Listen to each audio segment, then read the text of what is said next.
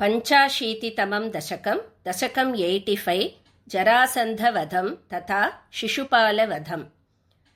ततो मगधभूभृता चिरनिरोधसङ्क्लेशितम् शताष्टकयुतायुत द्वितीयमीश भूमिभृताम् अनाथ शरणायते कमपि पूरुषं प्राहिणोत् अयाचत समागत क्षपणमेव किं भूयसा इयासुरभिमागधं तदनु नारदोदीरितात् युधिष्ठिरमकोद्यमात् उभयकार्यपर्याकुलः विरुद्धजयिनोध्वरात् उभयसिद्धिरित्युद्धवे शशंसुषि निजैः समम् पुरमियेथ युधिष्ठिरीम् अशेषदयितायुते त्वयि समागते धर्मजो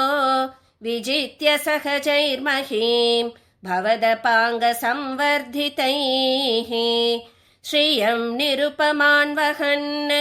अहह भक्तदासायितम् भवन्तमयि मागधे प्रहितवान् स भीमार्जुनम्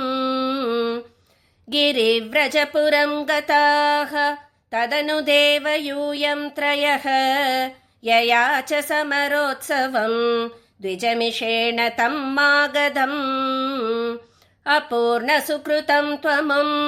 पवनजेन सङ्ग्रामयन् निरीक्ष्य सह जिष्णुना त्वमपि राजयुध्वा स्थितः अशान्तसमरोद्धतं विटपपाटनासंज्ञया निपात्य जरससुतं पवनजेन निष्पाटितम् विमुच्य नृपतीन्मुदा समनुगृह्य भक्तिं परां दिदेशितगतस्पृहान् अपि च धर्मगुप्त्यै भुवः प्रचकृषि युधिष्ठिरे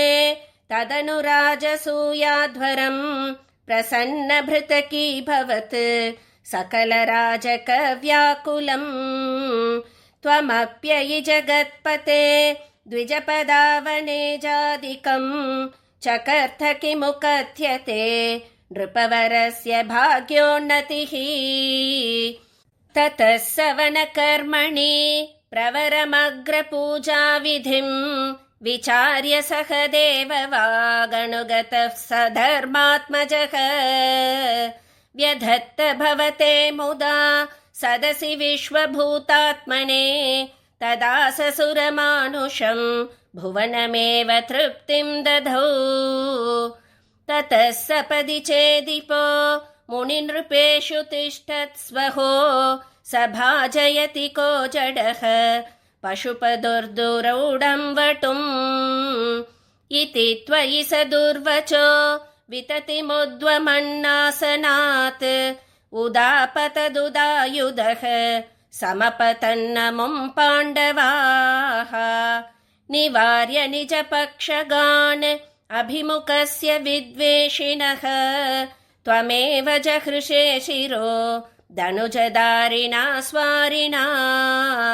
जनोस्तृतय लब्धया सततचिन्तया शुद्धधीः त्वया स परमेकताम् अधृतयोगिनां दुर्लभाम् ततः सुमहिते त्वया क्रतुवरे निरूढे जनः ययौ जयति धर्मजो जयति कृष्णरित्यालपन् खलः स तु सुयोधनः धुतमना सपत्नश्रिया मयार्पितसभामुखे स्थलजलभ्रमादभ्रमीत् तदा हसितमुत्थितं द्रुपदनन्दना भीमयोः अपाङ्गकलया विभो किमपि तावदुजृम्भयन् धराभरनिराकृतौ सपदि नाम बीजं वपन्